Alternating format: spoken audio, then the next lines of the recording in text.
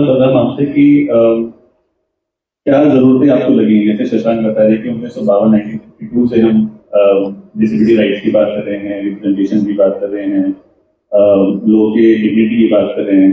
आपको क्या लगा कि क्यों ये टॉपिक जरूरी है, आपने इसको क्यों लिया, और उसका क्या बैकग्राउंड था, तो थोड़ा सा बताइए उस बारे में।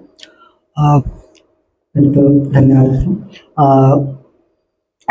जो लेप्रेसी को चूज़ करने का मेरा जो पहला रीज़न था वो मेरा पर्सनल रीज़न था, क्योंकि मेरे पिताजी कुष्ठ प्रभावित थे और एक लेप्रेसी कॉलोनी में रहकर मैं बड़ा हुआ हूँ, तो मैंने उनको करीब से उनके चैलेंजेस को देखा है और जो प्रॉब्लम्स वो फेस करते हैं उनको मैंने समझा है। और जब टॉपिक चूज़ करने से पहले मैंने कॉलोनी के लोगों से मिला, उनसे बात किया और उनसे पूछा कि मतलब किस टॉपिक्स को ज़्यादा प्रायोरिटी देनी चाहिए, तो उन लोगों के सबके सहमति से मैंने इस टॉपिक को चूज़ किया था।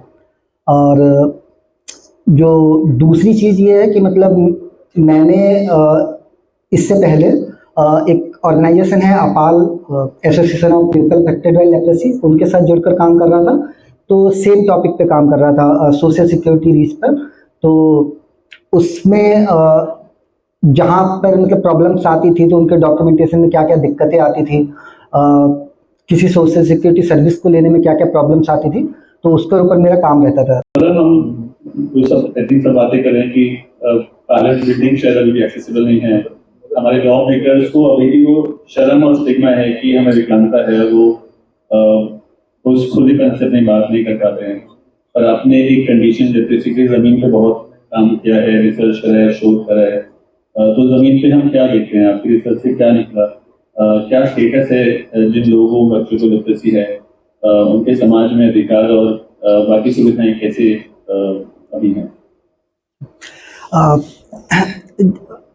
जब मैंने इस रिसर्च के लिए क्वेश्चनर प्रिपेयर करना था, तो मैं ये केवल इस चीज़ पे फोकस नहीं करना चाह रहा था कि सोशल सिक्योरिटी में उनकी रीच कितनी है, बल्कि मैं ये भी जानना चाह रहा था कि मतलब कि वाकई में उनका जो रियल इस्टेट है वो है क्या। तो मैंने उसमें थोड़ा सा ब्रॉड क्वेश्चनर प्रिपेयर किया जिसमें कि मैं ज़्यादा चीज़ें उसमें ले सकूं, जैसे उसमें एजुकेशन का रेंज क्या है, या मान लीजिए इनकम रेंज क्या है, जो सोर्स क्या है इनकम का। तो कई सारे क्वेश्चन इसमें मैंने इंक्लूड किए जिससे कि मैं एक डाइवर्स जानकारी उनसे ले सकूं।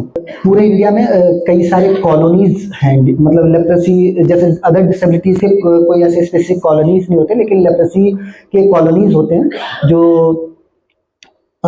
यूपी में 75 कॉलोनीज हैं। तो मैं ये चाह रहा था कि अगर मैं केवल कॉलोनीज के डेटा लूँ तो वो बहुत ज़्यादा सैचुरेट हो जाएंगे, तो मैंने सोच रहा था कि मतलब कि जो कॉलोनीज के बाहर भी रह रहे हैं उस टाइप के लोगों के भी उसमें रिस्पॉन्सेस ली जाए। तो मैं अयोध्या, बाराबंकी और नहरी, ये 3 TLM सेंटर्स में जाकर वहाँ पर वो डेटा कलेक्ट किए, तो जिससे मतलब करीबन 17 डिस्ट्रिक्ट्स के सैंपल्स उसमें कलेक्ट किए थे। तो जहाँ जैसे मान लीजिए जो ज़्यादा लोग उनके थे, जैसे मान लीजिए मैंने इलाहाबाद में लिया, प्रयाग में, तो प्रयाग के सैंपल सबसे ज़्यादा थे, फिर मथुरा के हैं, तो इस तरीके के उसमें थे। फीमेल कंटेस्टेंट कम थे, 30% थी केवल उसमें, मेल 70% थे। जो एजुकेशन का रेंज था 34% ऐसे लोग थे जिन्होंने कभी स्कूल गए ही नहीं, मतलब कभी नहीं गए वो, और 34.8% ऐसे लोग थे जो मतलब 10th तक या 10th से बिलो 10th उन्होंने एजुकेशन को छोड़ दिया, और 16% के अराउंड ऐसे थे जो जिन्होंने मतलब 10th क्लास पास किया। तो काफ़ी बड़ी संख्या ऐसे थी जो बैरली अनएजुकेटेड थी। तो जब मैंने उनके लाइवलीहुड के बारे में जाना, तो करीबन 8% लोग ऐसे थे जो अभी भी बैगिंग कल्चर में, मतलब भीख मांग कर अपना जीवन यापन करते हैं, और 46% लोगों ने ये कहा कि उनके पास कोई जॉब ही नहीं है। सबसे ज़्यादा आयुष्मान था जो लोगों को मिला था, 71 पर्सन ऐसे थे जिनको आयुष्मान कार्ड की सुविधा मिली थी।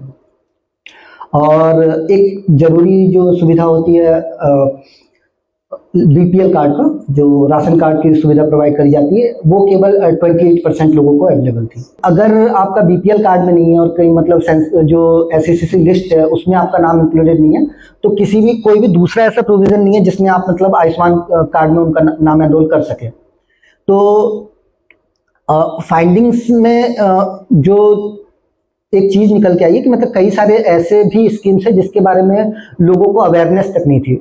जैसे एक विकलांग स्वतः रोजगार योजना करके गवर्नमेंट चलाती है, जिसमें कोई अगर रोजगार करना चाहे तो वो छोटे मोटे रोजगार उसमें कर सकते हैं।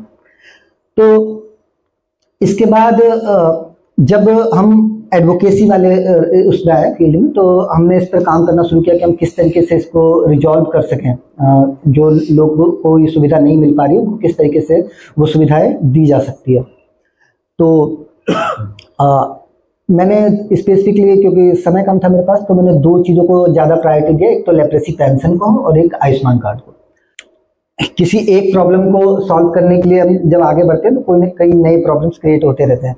तो मेरे को लगता है कि इसमें सबसे ज़्यादा अवेयरनेस की ज़रूरत है। हम जितने ज़्यादा तक लोगों तक उन जानकारियों को पहुंचा सकें, जिससे कि वो खुद के लिए एडवोकेसी कर सकें, क्योंकि हर एक इंसान को ऐसे लोग नहीं मिल पाते हैं जो मतलब उनके लिए स्टैंड ले सकते हैं। जैसे कि एक बैंक अकाउंट ओपन करने में दिक्कत आ रही है कि उनके फिंगर्स नहीं है, फिंगर्स लेप्रेसी की वजह से उनके है नहीं, तो वो भी उनका बैंक अकाउंट ओपन करने में दिक्कत आ रहा है। अभी मैंने उसके लिए कंप्लेन रेज किया, लेकिन हर किसी के लिए कोई एडवोकेसी करने के लिए अवेलेबल नहीं रहता है। जब आपने बोला कि कुछ परसेंटेज जो नंबर बोला है आपने, आयुष्मान जो एक्सेस किया है, पेंशन एक्सेस किया है, बीपीएल एक्सेस किया है, मैं ये जानना चाहता हूँ कि वो जिन्होंने जो एक्सेस नहीं किया है उनका वजह क्या है, and what is the challenges that they are facing to access these the parameters that you are telling.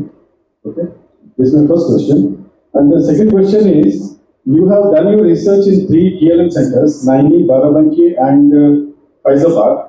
I just want to know, is it the only 3, these 3 hospitals which are actually working for leprosy affected, or are there any other hospitals other than these 3 also are working?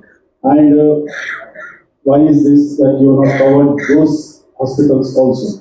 जो आपने पहला question पूछा कि कौन से challenges आ रहे हैं जो लोग सोशल सिक्योरिटी अवेयर नहीं कर पा रहे हैं, तो इसके रीजन से जो गवर्नमेंट स्कीम्स होते हैं उसमें कई सारे कॉम्प्लेक्सिटी होती है। जैसे मान लीजिए किसी एक सर्विस को लेने के लिए दूसरे डॉक्यूमेंट के ऊपर डिपेंडेंसी होती है।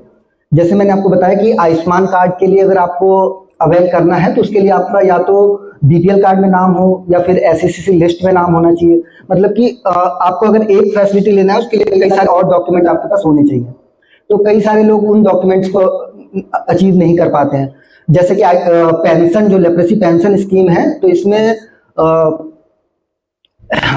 एक इनकम सर्टिफिकेट बनवाना पड़ता है, और आजकल पहले ये रूल नहीं था, पर अब गवर्नमेंट ने कर दिया है कि आपको विदाउट आधार ऑथेंटिकेशन आप इनकम सर्टिफिकेट नहीं ले सकते। ये यूपी में है, अदर स्टेट के बारे में मेरे को नॉलेज नहीं है।